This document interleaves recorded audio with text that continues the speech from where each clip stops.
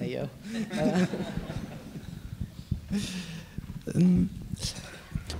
Alain Montandon, vous avez donc beaucoup travaillé sur l'hospitalité, et en lisant effectivement les travaux des uns et des autres pour préparer cette table ronde, il y a une question que je me posais, c'est-à-dire que vous travaillez tous sur cette hospitalité, et quel lien finalement on peut faire entre ces pratiques traditionnelles d'hospitalité et nos pratiques aujourd'hui, quand par exemple on va consommer dans un restaurant et qu'on va payer pour de l'alimentation.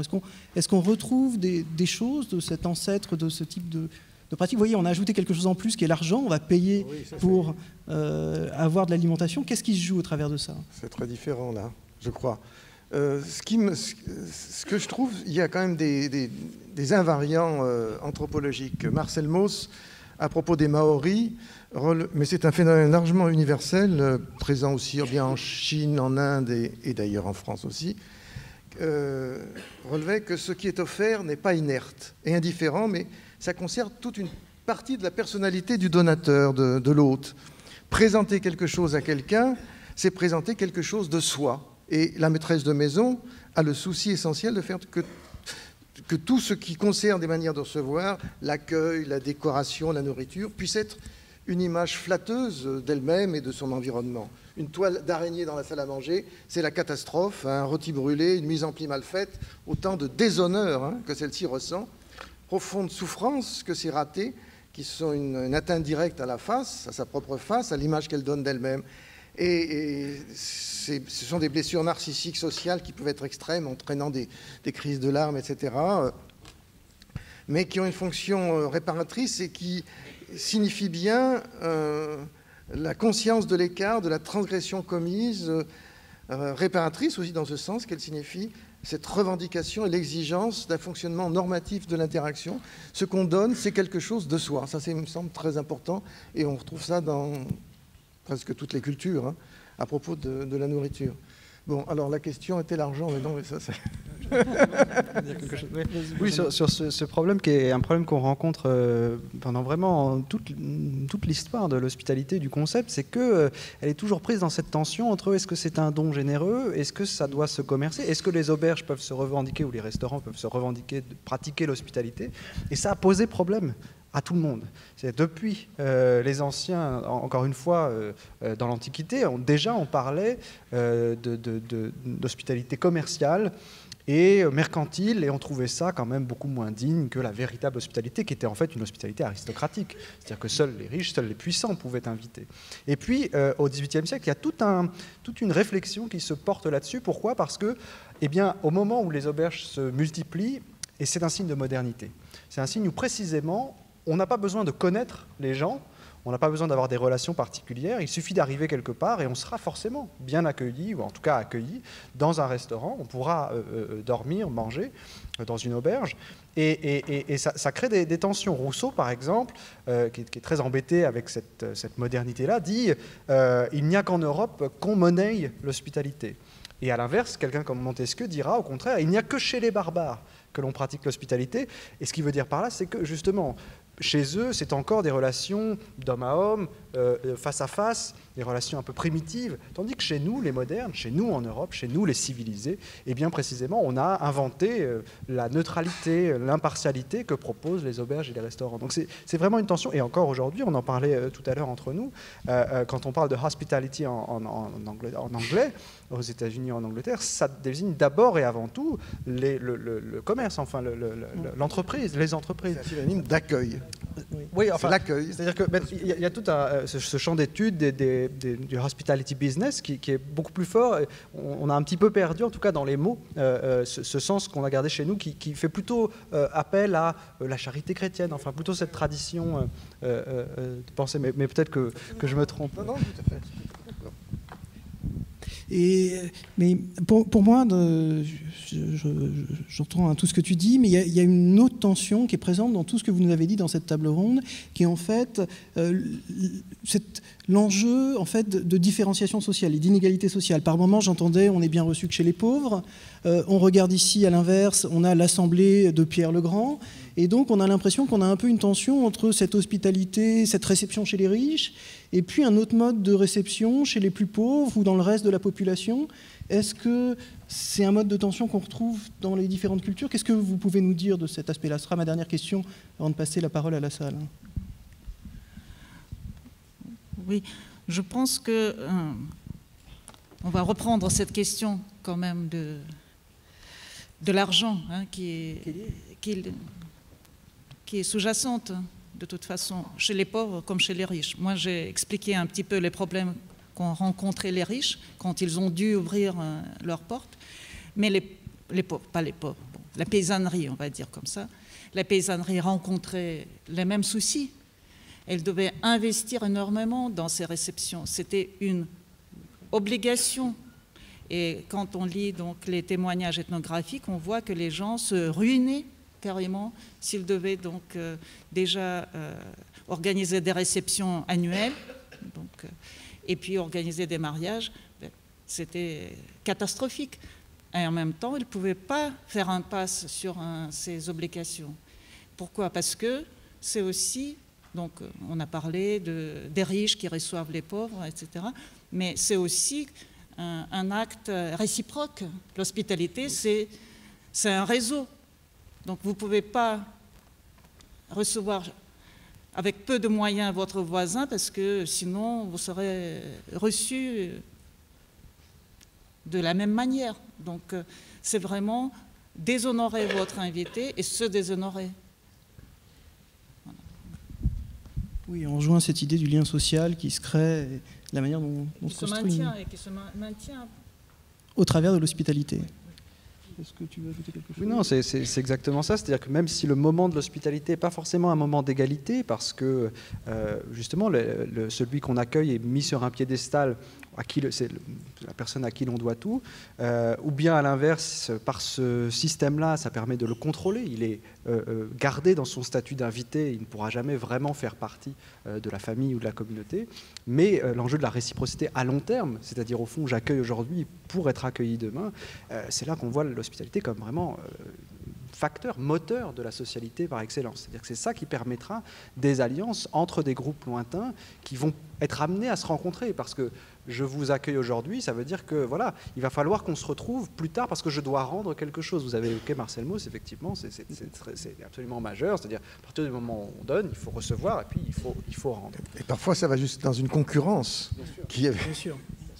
On va à l'extrême et puisque l'honneur est si important, on finit par brûler ses possessions, le fameux potlatch, l'idée de vraiment de tout détruire pour marquer son honneur, même si c'est économiquement complètement absurde. Mec Bortin, ouais, je parlerai, dans ce qui concerne ce genre d'échange, d'une expérience que j'ai eue en arrivant à Londres. Donc, comme j'aime bien faire la cuisine, je ne connaissais pas grand monde à Londres. J'étais dans une agence de presse, donc plein de collègues. Donc, j'ai commencé par faire une série de dîners où j'ai invité des gens. Et au bout d'un moment, personne ne m'avait invité chez eux. Ce qui était quand même, pour être franche, le but de l'exercice pour moi. Donc, j'ai posé la question à une amie anglaise qui était à Paris à l'époque. Je dis, mais qu'est-ce qui se passe? Est-ce que peut-être qu'ils n'aiment pas la cuisine franco-américaine ou quoi? Elle a dit, attendez 6 mois et vous allez voir. Et justement, au bout de 6 mois, les invitations de retour ont commencé. Mais ça, c'est une vraie différence culturelle, parce qu'en France, on n'attend pas 6 mois pour inviter quelqu'un. Aux États-Unis, ça peut être, vous rencontrez quelqu'un en attendant le bus, vous l'invitez le lendemain. Je veux dire, c'est très, très informel, là. Voilà. Bien sûr. Et en ce qui concerne l'argent, eh ben là aussi, on a de grandes différences de culture, parce qu'aux États-Unis, si vous avez 5 copines qui vont ensemble au resto, quand la facture arrive, c'est pas seulement, c'est pas que quelqu'un invite tout le monde, ce qui serait souvent le cas ici. C'est pas qu'on divise en 5. Non, chaque sou est compté. Et une va payer 25 cents de plus que l'autre. Ça, c'est, je pense, aussi une différence. Bien sûr, on trouve ça entre les pays. Autre chose vraiment frappant, c'est, ça c'est dans des dîners plus formels. Aux États-Unis, c'est considéré très poli d'arriver et de présenter l'hôtesse avec une bonne bouteille de vin. Alors j'ai appris en venant ici que ça c'était considéré une vraie insulte parce que ça voulait dire que l'hôtesse n'avait pas de quoi payer, vous offrir une bonne bouteille de vin. Voilà. Donc il y a quand même des différences, même si on est globalisé. Merci. Alors l'intérêt de ces tables rondes, c'est aussi de dialoguer, discuter avec le public. Donc je propose de prendre vos questions sur ce sujet. Gérard, ou je ne sais pas où il y a des questions. Est-ce qu'il y a un micro qui circule ou... Je ne sais pas. Je me retourne. Ça paraît anecdotique, mais j'ai relevé l'histoire au film la fumée. Est-ce qu'il y a... on t'entend pas. Est-ce qu'il y a un micro qui bouge? Je vais répéter la question. Je vais répéter la question. Si jamais il n'y a pas de micro, je...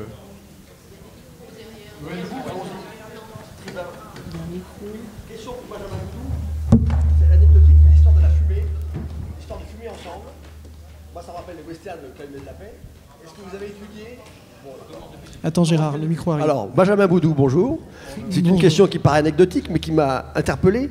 Le fait de fumer ensemble, le fait de partager la fumée, et ça m'a rappelé les westerns, le Calumet de la Paix. Est-ce que vous avez sur ce sujet une étude particulière des pays, les pays andins ou pas andins, les pays de l'Amérique du Nord ou pas de l'Amérique du Nord, ou les pays où on partage la fumée comme un signe de convivialité et d'hospitalité? Non, pas spécialement, c'est une très bonne question, parce que c'est évidemment fondamental. Enfin, quand on lit des récits sur ces affaires de convivialité, de commensalité, d'hospitalité, il est souvent fait référence à la fumée, au fait de fumer ensemble. Et parce qu'on prête à la fumée, et on l'a fait aussi longtemps en Occident, des vertus...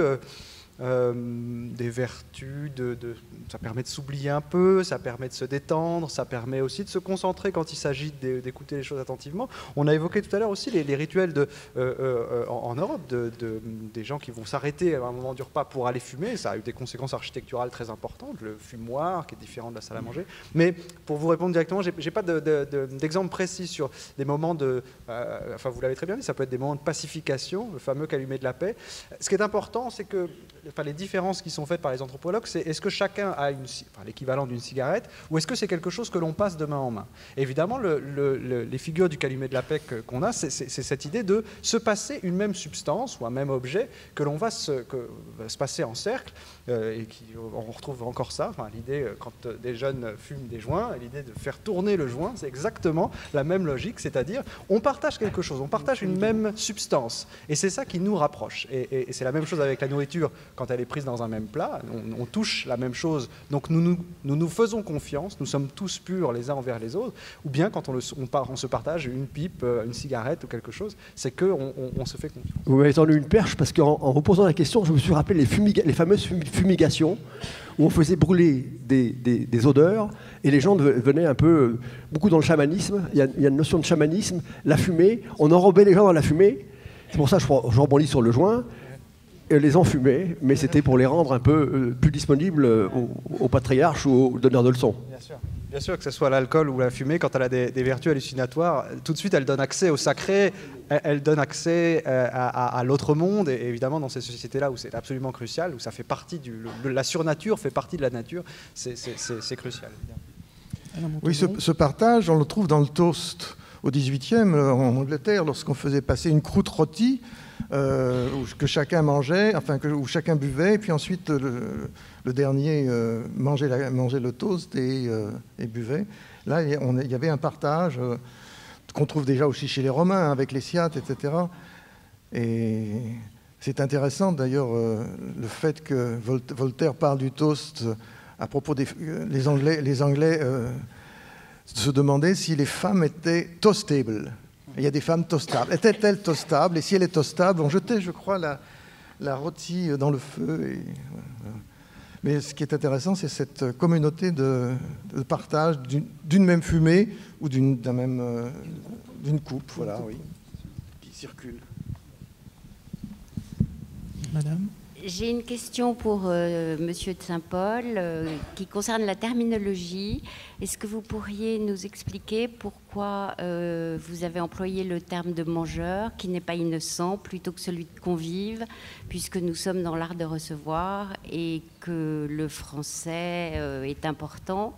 Par ailleurs, moi, je suis très frappée par les nouvelles générations qui parlent de manger, d'aller manger quelque part, plutôt que d'aller prendre un repas, déjeuner ou dîner. Et de mon point de vue, ce terme de manger employé de toutes les façons me choque. Pour moi, on mange quelque chose, voilà. Bien sûr, vous avez raison, mais en même temps, ce qui nous intéresse, nous, en tant que chercheurs, c'est de comprendre cet acte, cette activité qui est parmi d'autres, mais qui va être investie d'un sens différent d'une culture à l'autre. Et quand on parlait de mangeurs, ça n'empêche pas de parler de convives ou de commensaux dans d'autres circonstances, mais ce qui va nous intéresser là, c'est que le fait de s'alimenter, cet acte qui peut apparaître de prime abord presque,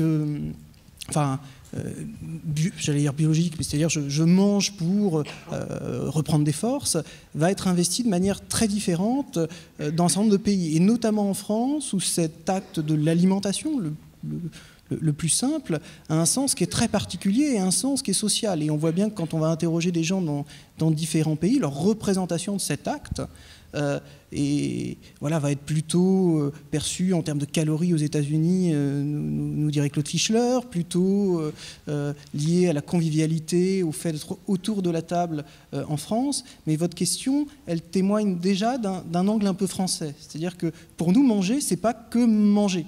Mais ce n'est pas le cas dans toutes les cultures. Et effectivement, ce qui va nous caractériser, et on l'évoquait un petit peu tout à l'heure, c'est que ce repas, on y met énormément de choses qui tournent autour de l'alimentation, mais pas seulement. Et finalement, on va construire du lien social. On parlait des gens autour de la table. Ça a du sens d'être autour de la table, évidemment, ça a du sens de ne pas y être. Alors dans des grandes réceptions, mais même au quotidien, quand on déjeune dans une entreprise, quels collègues on a mis autour de la table et qui on n'a pas mis autour de la table, et avec l'idée que Benjamin Boudou ne l'a pas évoqué, mais il aurait pu, ça rejoint ses travaux, sur le lien de l'alimentation avec la diplomatie, la manière dont on dénoue des conflits, et notamment dans un contexte français. Vous avez raison, en fait, je souscris à ce que vous dites, mais quand j'emploie le mot mangeur, en fait, je reviens juste à l'acte, et je cherche à observer qu'on va lui donner un sens différent d'une culture à l'autre, et que, par exemple, un anglo-saxon, il va plus facilement manger dans le métro, et c'est considéré comme une alimentation, alors que si vous servez un petit cocktail à des Français, ils vont considérer qu'ils n'ont pas mangé, ils vont manger à table assis quand ils vont rentrer chez eux. C'est juste ça que je voulais... Vous avez raison, dans l'acte de recevoir, on va rajouter une dimension en plus, qui est le fait qu'on est ensemble, et qu'on a des convives, des commensaux. Bien sûr. Oui, bonjour. Je suis là. Bernard Lavaux. Je voudrais revenir sur l'apprentissage de ces codes et la transmission de ces codes. Donc, alors là, on est un petit peu dans des cultures occidentales, entre les États-Unis, la Russie, etc. Et qu'en est-il un peu des apprentissages avec les cultures asiatiques, japonaises ou chinoises? Alors, je ne sais pas si c'est à Benjamin Boudou. Est-ce qu'on apprend ça à Sciences Po? Est-ce que dans les écoles de diplomatie, on apprend? Et voilà, la transmission. Ma réponse sera très brève, puisque moi, je ne suis pas un étudiant sérieux de Sciences Po, et je n'ai pas appris la diplomatie. J'ai fait autre chose. Mais peut-être que mes camarades ici auront des choses plus précises à dire sur ces cultures asiatiques. Je voudrais revenir. Il y avait un travail qui a été fait par Jules Naudet, qui était un chercheur de Sciences Po, sur l'ascenseur social, avec une comparaison entre trois civilisations, les États-Unis, la France et l'Inde. Et je reprendrai juste un petit passage sur l'éducation, le jeune français, le jeune stagiaire français dans une entreprise. Une grande partie de l'embauche et de la confiance qu'il va avoir dans l'emploi va se passer à table dans un repas dit d'affaires, mais où il va être un petit peu observé de la façon dont il connaît les codes et il ne connaît pas les codes. Et s'il ne connaît pas les codes, l'avenir est très incertain pour lui. Oui, juste, je répondis simplement, c'est ce qui est intéressant, c'est la table comme moment d'épreuve aussi. Et dans les milieux académiques anglo-saxons notamment, les entretiens d'embauche pour des professeurs passent aussi non seulement par des interviews, mais aussi par un dîner avec tout le département. Et l'enjeu est pas seulement de montrer qu'on connaît les codes, mais d'être capable d'être un bon hôte, justement, parce que c'est quelqu'un avec qui on va travailler pendant longtemps. Donc c'est ça qui rend ce moment qui peut être très difficile, c'est que c'est une épreuve et dont on doit connaître les codes, qui sont les problèmes des rites en général d'ailleurs, parce que l'étranger ne peut jamais être parfaitement étranger. Pourquoi? Parce que pour que le rite réussisse, il faut qu'il connaisse quand même les étapes essentielles du rite. Mais oui, vous avez tout à fait raison. Il y a cet enjeu sont les grands prêtres, d'éducation, la bonne éducation doit passer par ça, parce qu'on sait que c'est un moment où l'on est jugé. C'est un moment où l'on est en représentation. Donc est-ce que vous voulez ajouter quelque chose? Moi j'ajoute juste un petit point. Effectivement, c'est un très beau sujet, cet apprentissage. Il y a les travaux de Jules Naudet, il y en a aussi sur la Chine. Et ce que ça montre, c'est qu'effectivement, la table peut aussi être un lieu où on bâtit des frontières par la connaissance de ses codes et par l'apprentissage. En termes de la famille, cette table, le fait de manger ensemble, c'est un lieu d'apprentissage et aussi de contrôle. Et depuis l'enfance, on va apprendre ces codes ou, à l'inverse, pas les connaître.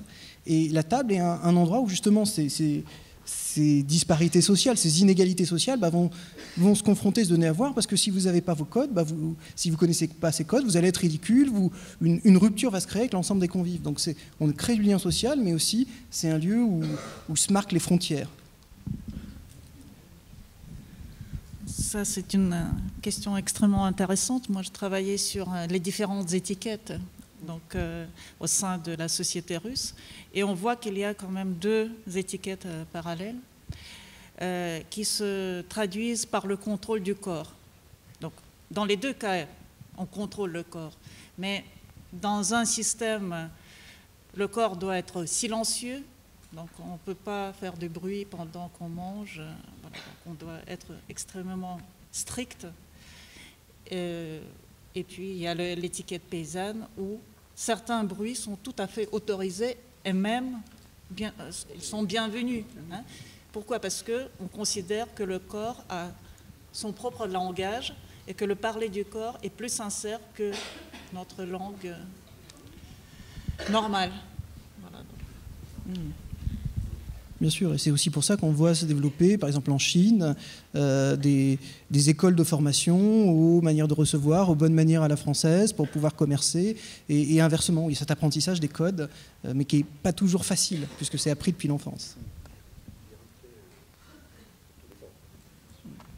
Oui. Alors je ne sais pas. On a la lumière, donc je ne sais pas du tout où est le micro. Oui. Ah. Je voulais revenir sur l'usage qui est fait dans cette matinée du mot recevoir. Je pense qu'on a oublié le mot réception. C'est-à-dire que il me semble que derrière la diversité des cultures abordée de façon internationale, on a oublié la diversité des cultures à l'intérieur d'une même société. Et j'utiliserai volontiers le mot réception pour marquer ce que la bourgeoisie alliée à l'aristocratie du XIXe siècle, on va dire, a utilisé dans l'activité de réception. Madame donne une réception, etc. Il y a donc bien dans notre société une sociabilité qu'on a pu appeler villageoise à un moment donné, et une sociabilité largement aristocratique au XIXe siècle, où cette fois, l'objet n'est pas seulement de donner réception, mais de consacrer une distinction. Excusez-moi de parler de Pierre Bourdieu après qu'on ait évoqué Marcel Mauss, mais il me semble quand même que, encore aujourd'hui dans notre société, la façon de recevoir est socialement codée et qu'il y a même à l'intérieur même, dans le même groupe social, des niveaux différents, on dira de standing ou d'exigence dans la qualité de la réception. Ce qui pose le problème de quelle transposition peuvent faire les professionnels de ces différents niveaux de réception.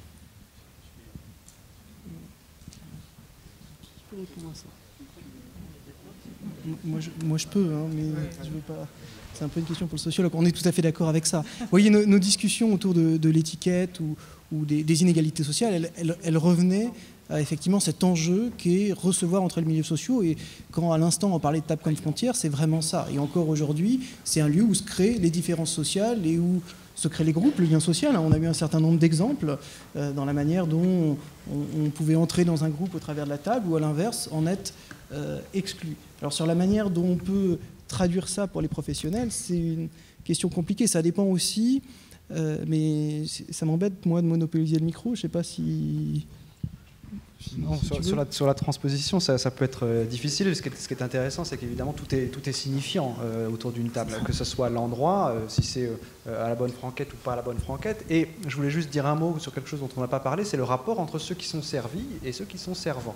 Et dans toute l'histoire de l'architecture, notamment, c'est un problème très très important qui est lié à l'histoire politique, parce que pendant longtemps, eh bien, on a considéré justement que les servants pouvaient être partout autour de nous. Pourquoi ? Parce que la différence est tellement grande socialement qu'au fond, ce ne sont pas véritablement des hommes comme nous. Les femmes peuvent se déshabiller devant leurs servants, ça ne pose aucun problème. Et puis plus tard, à partir du moment où on postule l'égalité, bien précisément, le servant, pour dire les termes très génériques, va devoir être discret. Et donc on fait des couloirs, etc. Et d'un seul coup, les deux mondes, les fameux, si vous regardez Downton Abbey, enfin sur l'Angleterre du début du XXe siècle, c'est vraiment ça, les deux mondes, le monde du dessus, le monde du dessous, le monde des couloirs qu'on ne visite jamais quand on visite les châteaux, tout ce qui se passe derrière la salle de réception. Mais malheureusement, j'ai peu de conseils à donner aux professionnels. C'est des questions que nous, on aborde en sociologie, notamment quand on forme aussi un peu nos étudiants au marketing, qui est une des filières qu'on a régulièrement. Et évidemment, la question, mais vous le savez, dépend aussi de la cible et du public auquel est destinée votre réception ou votre restauration selon ce dont on parle. Et où évidemment, tout ce qu'on a dit avant, sur la différenciation des codes, sur le sens qu'on va donner à tel acte, ou je ne sais pas, telle manière de présenter la serviette, telle manière de parler, va être complètement différent et parfois même opposé. Et où, comme d'une culture à l'autre, on a des actes qui apparaissent polis comme impolis ou autorisés comme interdits, on va retrouver ces mêmes différences en termes sociaux. Et donc, qui dit différence en termes sociaux, dit potentiellement quelque chose qui peut être destiné au haut de la hiérarchie sociale et dont le bas de la hiérarchie sociale va se sentir exclu. Et on a parfois dans ces représentations un mode d'alimentation qui peut apparaître élitiste à une partie de la population. Et à l'inverse, un mode d'alimentation qui va pouvoir convenir aux plus défavorisés, tu le disais tout à l'heure, dans les codes, ou quand on parlait tout à l'heure, qui rejoint un peu la culture américaine sur cette apparence plus faible codification, mais qui est qu'apparence. C'est-à-dire qu'en bas de la hiérarchie sociale, on n'a pas une absence de code, mais on a des codes qui sont différents et qui sont vécus différemment, qui sont liés à une représentation, à un apprentissage depuis l'enfance, comme on le disait tout à l'heure. Et donc toute la difficulté est en fait de s'adapter à son public et à qui on est en face. Oui, et j'ajouterais, on parlait de Pierre Bourdieu, mais c'est que la nourriture et les événements autour d'une table, c'est un fait culturel par excellence, et donc forcément produit de la distinction. C'est les mêmes choses que la censure que peuvent avoir certains de ne pas aller au concert ou à l'opéra en disant « je n'ai pas les codes, je ne serai pas à l'aise ». C'est le problème, j'imagine que le problème se pose aussi du type on m'a offert un dîner dans un restaurant de luxe, est-ce que je vais m'y sentir à ma place ? Et j'imagine que tout l'enjeu d'un bon professionnel, mais c'est vraiment à vous de m'en parler, je serais ravi d'en discuter, c'est de mettre le client à l'aise, c'est-à-dire d'avoir conscience que non, c'est un monde certes qu'il ne connaît pas, mais l'enjeu est de ne pas forcément marquer l'idée qu'il n'appartient pas à ce monde-là. S'il est là, c'est que précisément, il a envie de le découvrir. Et c'est pareil, les gens qui travaillent dans la culture, oui, à l'opéra, au musée, l'enjeu est toujours le même, c'est-à-dire comment faire circuler les populations, faire que les mondes se rencontrent, en gardant les valeurs que l'on veut pas protéger, mais en tout cas diffuser, tout en permettant à ce que précisément il y ait de l'hospitalité, il y ait ouverture, il y ait échange, c'est ça l'enjeu. Et en rejoignant ce que nous disait Alain Montandon tout à l'heure sur l'hospitalité, c'est-à-dire mettre à l'aise la personne qu'on reçoit. Et il y a vraiment cet enjeu-là. Oui, mais ce qui est intéressant aussi, ce sont les récits des voyageurs qui sont confrontés à une autre nourriture. Par exemple, j'ai des exemples de voyageurs qui vont dans les pays nordiques, en Norvège par exemple, où ils sont assaillis par des vers d'aquavit qu'ils doivent ingurgiter. Par exemple, un Italien dit j'arrivais au presbytère. Comme d'habitude, je fus reçu avec bonté et ne payais rien. Le pasteur commence tout de suite de boire à ma santé, d'un grand gobelet qu'on passe de personne à personne jusqu'à ce qu'il soit vidé. Plus le gobelet se remplit, plus la conversation est animée. Puis on se met à souper, puis ensuite on continue de boire. Et ça, c'est pour le voyageur, dans les pays nordiques, quelque chose de dérangeant, où il faut s'habituer. D'ailleurs, Théophile Gautier, quand il va en Russie, il est aussi très frappé par ces agouskis. Il dit « Attention, j'en ai mangé plein, mais je croyais que c'était le repas, mais etc. » Alors il y a des tas de récits comme ça de voyageurs qui sont confrontés à l'altérité culturelle à travers la nourriture, et ça donne lieu à des récits très piquants, souvent, et intéressants. Surtout, ce sont des récits historiques, donc ça nous apprend aussi comment était la nourriture au XVIIIe, au XIXe, alors que les choses ont beaucoup changé. Moi, mon grand-père est né en Russie parce qu'il avait été chassé en 1870 de sa Lorraine, donc il a travaillé dans une manufacture de porcelaine. Et puis, j'ai eu l'occasion d'aller à Moscou pour la première fois, alors avec toutes les images que j'avais de la Russie et du bortsch, etc. Enfin, et j'arrive en descendant de l'aéroport dans cette grande avenue stalinienne, et qu'est-ce que je vois? McDonald's. C'est un choc aussi. Et Gautier, déjà au XIXe siècle, se plaignait de la globalisation de la nourriture. Hein. C'est quelque chose dont certains étaient très, très inquiets. Voilà. Ce qui rejoint aussi la question d'honneur dont vous nous avez parlé, parce qu'effectivement, on a des récits de voyageurs qui vont de village en village, et à chaque fois, le maire du village les reçoit avec une multitude de victuailles et d'alcool, et quelque part, on est obligé à chaque fois, sous peine de vexer, et je me souviens d'un de ces récits où le maire du village voisin, on est au 3e, 4e village, remercie platement les voyageurs, parce que s'ils n'avaient pas bu et pas mangé, il aurait dû démissionner. Et donc il y a un vrai enjeu autour de cette réception aussi pour l'hôte et l'honneur de l'hôte, mais qu'on retrouve aussi quelque part professionnellement dans la manière dont on va recevoir les gens et de ce qui joue de son identité, de son restaurant, de son hôtel, dans la manière dont on va recevoir et faire ce bon accueil. En Italie, à Bertinoro, il y a une colonne de l'hospitalité où le voyageur venait attacher son cheval, et immédiatement les gens du village de Bertinoro rentraient en concurrence pour accueillir l'étranger. Oui, je peux y aller ? La cuisine occidentale doit quelque chose au monastère. Le vœu de pauvreté a conduit à une certaine recherche dans l'art d'accommoder les nourritures.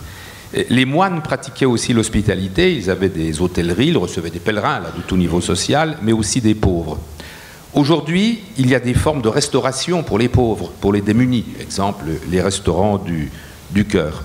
Au-delà de la simple distribution de nourriture, y a-t-il des formes d'hospitalité, des manières de recevoir qui accompagnent cette distribution de nourriture?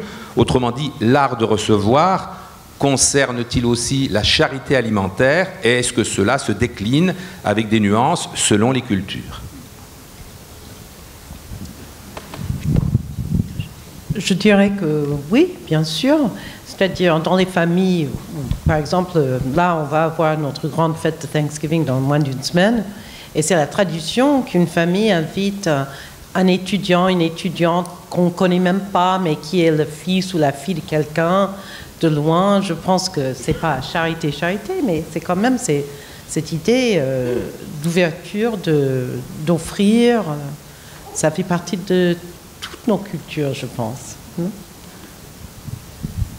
Oui, vous avez tout à fait raison. La tradition de la charité pour comprendre l'hospitalité est essentielle. La règle de Saint-Benoît est vraiment dit les choses très clairement. Là aussi, il n'y a pas seulement de la nourriture, il s'agit de laver les pieds, évidemment dans tout des rituels bibliques, enfin, qui sont inspirés de Jésus, puisque Jésus doit être accueilli parce qu'il était étranger.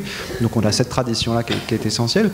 Et ce qui serait intéressant sur à quoi il faudrait réfléchir, c'est précisément au fond le sens d'une hospitalité contemporaine vis-à-vis des plus pauvres, vis-à-vis des plus faibles, puisque c'est ça dont il s'agit quand il s'agit de la charité, pas seulement les pauvres financièrement, mais aussi tous ceux qui ont besoin de ça. C'est l'idée d'une certaine l'hospitalité comme une réponse à une urgence. Il y a besoin, à un moment donné, il faut faire quelque chose. Et si vous vous rappelez, dans les journaux, pendant la crise des réfugiés, par exemple, l'enjeu de ce discours d'hospitalité est là pour pointer ça. Il faut faire quelque chose, il faut être concret. il faut offrir un toit. Et il faut, pendant les attentats, j'ouvre ma porte à quiconque est bloqué. Et je pense que c'est ça, enfin, à mon avis, quelque chose qui a toujours existé dans cette idée d'hospitalité, c'est cette idée d'urgence, d'immédiateté. Et c'est pour ça que la parabole du bon samaritain, l'idée que quelle que soit l'appartenance, quelle que soit l'origine, quelle que soit la personne, il faut cette relation d'homme à homme, alors son prochain, quelle que soit la façon dont on l'appelle, qui soit cette immédiateté de la réception. Et je pense que c'est un des sens dont on continue d'hériter aujourd'hui, c'est cette idée d'immédiateté de la relation à l'autre. Et c'est ça que permet l'hospitalité. Je pense que ça a été aussi inscrit dans les codes très anciens. Je me souviens quand on était en Norvège, on nous a montré comment était organisée une maison traditionnelle. Donc à côté de la porte, vous avez toujours un banc qu'on appelait le banc du mendiant. Donc en fait, il y avait une place. Bon, c'est pas une place très prestigieuse, mais il y en avait quand même pour quelqu'un qui a besoin donc d'être nourri et hébergé pendant un moment. D'ailleurs, la tradition d'hospitalité est très forte dans les pays difficiles nordiques, le désert, la haute montagne. Donc, ont toujours favorisé une pratique de l'hospitalité d'urgence, dans un sens. Et c'est là que l'hospitalité la plus authentique est restée. Oui. Bonjour, j'ai une question. Avez-vous une idée des peines encourues dans les autres cultures, notamment slaves et anglo-saxonnes, sur le délit de grivellerie, donc partir sans payer l'addition?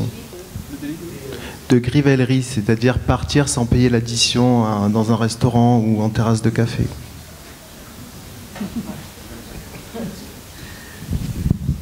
Si vous voulez dire des peines de prison, non, je n'ai pas la moindre idée parce que heureusement j'ai évité ce destin. Mais je pense que la plus grande peine, c'est la honte. C'est-à-dire la personne a honte, les gens qui le voient d'un mauvais œil, et donc on perd son standing social, si vous voulez. C'est plutôt celui qui offre pour tout le monde qui est apprécié. Ouais. Moi non plus, je ne suis pas un spécialiste, mais pour moi, ça renvoie après à toutes les représentations du vol dans les différents pays et des peines encourues en cas de vol. Mais j'avoue pas du tout être un spécialiste du sujet. Ici, s'il vous plaît. Bonjour, je voulais juste revenir sur la liaison avec le sacré que vous avez évoquée tout à l'heure, et en particulier en Asie, où cette question de la nourriture, de la quête de la nourriture, dépasse très largement le sens de l'hospitalité. Au Laos en particulier, on voit à partir de l'aube tous les apprentis moines aller quêter leur nourriture quotidienne.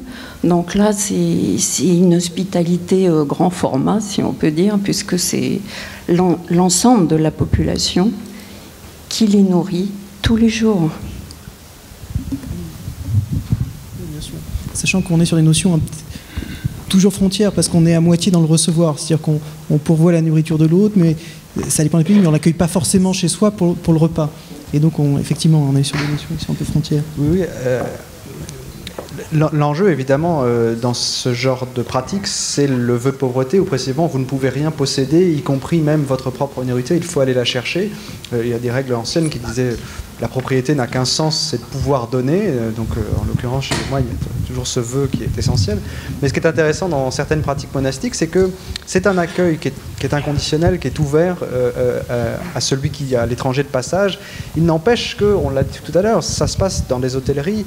Il faut conserver les règles monastiques. Il faut conserver le silence, par exemple. Il faut conserver cette barrière entre le sacré et le profane. Et même s'il y a un devoir d'hospitalité, disons chrétien en général, religieux, sacré, il n'empêche que ça ne peut pas pour autant traverser certaines frontières. Et donc, par exemple, enfin, si vous ne pouvez pas aller voir évidemment les moines chartreux comme on le veut, etc., on est placé dans des endroits qui peuvent être d'ailleurs à l'extérieur du monastère. Vous serez toujours accueillis, mais pour un certain temps, et pas forcément en contact avec tous les moines, parce que la règle doit persister. S'il vous plaît. En haut à votre droite. D'accord. D'accord, ce sera la dernière question parce qu'on arrive presque à terme. Alors moi j'avais une question davantage liée à la manière dont on reçoit et pourquoi on reçoit. Dans la mesure où on est toujours, enfin je pense, on reçoit toujours de la manière dont soi-même on aimerait être reçu. On peut considérer que la réception c'est un phénomène d'acculturation. On parlait de Bourdieu tout à l'heure, de reproduction culturelle.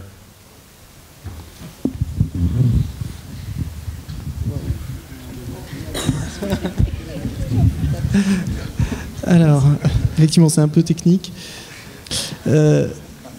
J'essaie de traduire la question.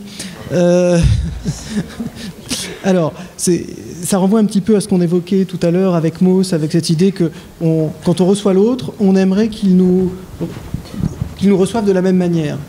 Et donc, d'une certaine manière, cet autre qui peut être complètement différent, appartenir à un autre milieu social, etc., est-ce que c'est pas une manière de... comment se traduit l'acculturation? C'est pas gentil comme question. De quelque part, voilà, il n'y a pas une rupture qui se crée en termes de... On est obligé d'être malléable aux autres cultures, aux codes de l'autre, parce qu'on essaie de le recevoir comme on aimerait qu'il nous reçoive. Ça va? Je déforme pas trop? C'est pas facile. J'ai écrit un livre qui s'appelle Désir d'hospitalité, qui montre à la fois le désir d'être reçu et le désir d'accueillir. Or, le désir d'accueillir, dans certaines cultures et littératures, c'est d'abord avoir des nouvelles de ce qui se passe dans le monde. Car le voyageur transporte avec lui toute une culture et c'est ce qui se passe dans le monde. Et donc il apporte en échange de la nourriture et de l'accueil qu'il reçoit, il apporte les nouvelles du monde extérieur. Voilà. Ça répond peut-être un peu à votre question. C'est une question compliquée. Une dernière question, mais on va se faire gronder.